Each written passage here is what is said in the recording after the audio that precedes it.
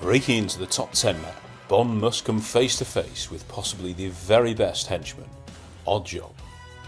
With Jaws, the most famous henchman in the Bond series, Oddjob. A bit like Grant had his strangulation, this is a even more sort of enigmatic way of killing with this bowler hat. But there's more to him than that. He's a real physical threat. So at this stage in the film, there is in the background the sort of battle, isn't there, going on to protect Fort Knox and Goldfinger's goons and all that. This is where these guys, though, Bond and Oddjob, are the only two left, aren't they? Locked into the vault. So they're going to be blown up. Never mind this fight. I mean, so they don't actually have to fight, do they? Really, if you think about it. Yeah, well, his Goldfinger's gone, hasn't he? Yeah. It's the ticking bomb. So Oddjob has accepted his fate. The set is just absolutely unlike anything else. Looks so good. As we've said, that sort of constant noise of the ticking of the bomb is quite like, that's such clever sound design, because it sort of gives a bit of rhythm, gives a bit of peril almost. You can hear it. What's interesting as well, seen it in other fights, is that sort of Oddjob kind of lets Bond hit him quite a lot because he knows that he can take it.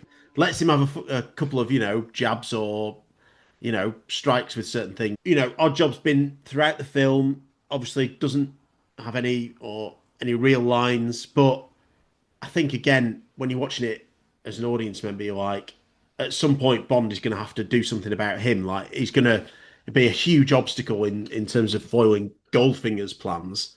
How's he going to get past him? And then, when it comes to this fight, it's so different to the Red Grant fight, which is claustrophobic, which is like dark. This has pauses, it has space, it has time.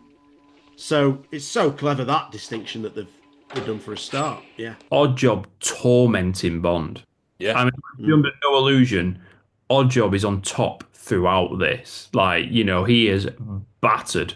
But there's a bit where Bond goes for a tornado DDT and he jumps on him and he grabs him in the head, throws him off. And then Bond's like, I'm gonna get some gold bars. I'm gonna get a big ore, and the Oddjob just smashes it through. Every single opportunity, Oddjob destroys this man. This guy is a formidable force. And then he throws Bond to the other side of the room. And then just the idea, the little music comes in, and then the cocky get up, go by, and then Bond picks up the hat, and at that minute you get the Oddjob cue. Ding. Yeah. And his face, having been like smiling, and it changes, to a bit of panic at that point. Yeah. The shuffle. You think that Oddjob's going to be hoisted by a card, he's going to be killed by his hat, and actually the shot from Connery is rubbish. Well, yeah. Absolute rubbish. I mean, he just goes, yeah, see you later. Yeah. But that quick thinking to then go, I'm just going to get that. That is incredible. And it's such a curveball because it's not what we're expecting. We're all expecting Oddjob neck to be broken by his metal-plated hat. It's an incredible scene.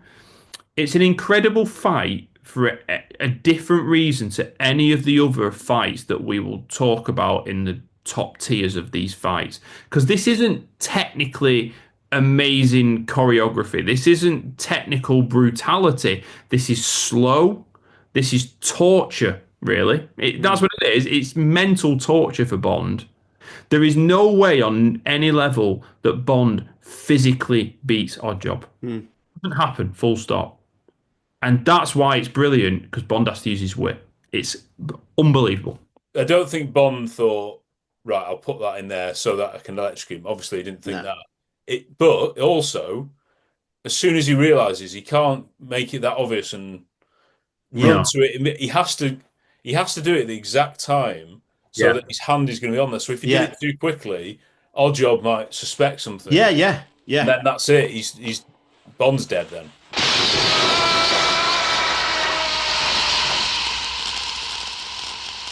Perfect about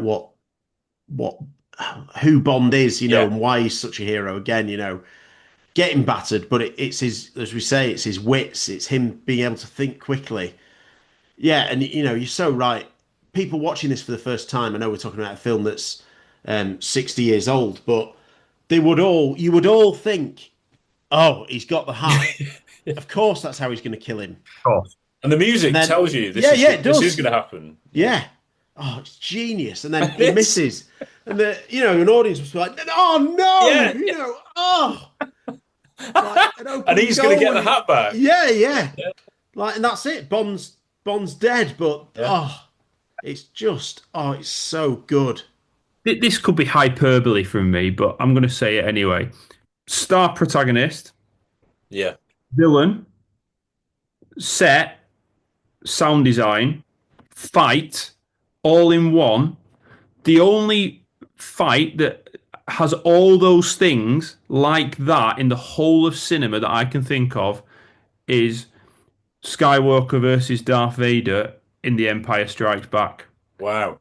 I cannot think of any other thing where you would say, "Wow, what an amazing protagonist! Wow, what an amazing villain! Wow, what a set! Whoa, have you heard this sound design that's going on as well?" Yeah. Oh. Like culmination of everything together, and the only one I can think of is Empire Strikes Back in my mind as well. My word. I mean, that's it. It's that level. Yeah. But the one thing it doesn't have is a quip at the end. And I don't think it needs one. I think No, it that's doesn't. genius there. The flat fall as well. He falls flat on his face, doesn't he? Oddjob, Yeah. You see if this is as good as it gets. I do think it is. Yeah.